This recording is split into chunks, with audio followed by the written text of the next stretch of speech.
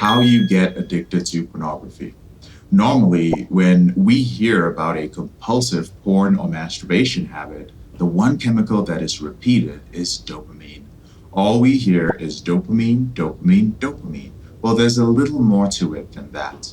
The chemicals produced in our body regulate all our emotional states. You want to feel good or even better when you give up porn and compulsive masturbation, don't you?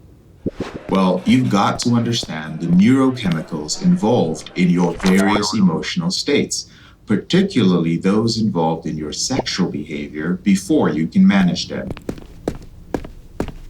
You've been in a relationship with pornography.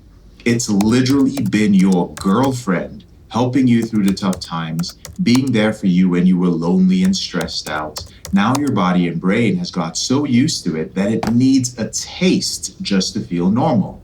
Well, what's a taste?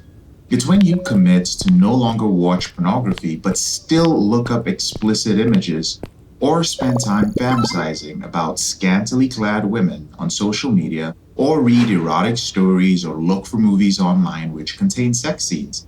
That's your little taste. Your body craves the chemical release which comes from this, and it will feel as if something is missing. Until your body and brain gets used to the fact that you will no longer have access to pornography and no longer compulsively masturbate, you are going to experience the pain of withdrawal. The moment you decide that you are going to get a taste, a host of activities begins in your brain. It is important to understand what is happening biologically in your brain to fully grasp the benefits of the withdrawal eliminator method. Now, there are 5 chemicals and hormones involved in your porn and masturbation addiction. Testosterone, which prepares the body for sexual encounters.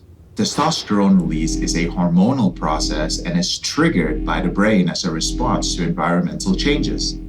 Dopamine is what directs us to resolve the tension that is produced by viewing sexual images. This is the reason why it's emphasized so much, almost to the point of excluding other chemicals. Norepinephrine is a chemical cousin to adrenaline, and it helps the brain remember how your sexual urges are being met. It stores memory of every sexual event. It's like a videographer documenting every sexual event. The rush you experience when viewing pornography is from dopamine and norepinephrine working together. It's also relevant to note that adrenaline is usually released with its little cousin, norepinephrine. Endogenous, which means of internal origin, opiates, which are released during orgasm, determine your... Yes, you heard that right. Your brain literally produces its own opiates to provide relief from pain and for pleasure. This is where the runner's high phenomenon comes from. You experience euphoria due to the opiates. If we break it down in order, your addiction process looks like this. Step 1, you feel anger, stress, loneliness, insecurity, or boredom. Step 2, your brain searches for sexual cues in the environment or fantasizes if it can't find cues. Step 3, once a sexual cue is identified, testosterone is produced. Step 4, regions of the brain which are sensitive to testosterone trigger the release of dopamine. Step 5, dopamine demands release via porn or masturbation. Step 6, you watch pornography. Step 7, the stimuli begins to prep your body for a sexual response. And step 8, you masturbate to orgasm. Step 9, those opiates are released. That is your sexual response when you orgasm.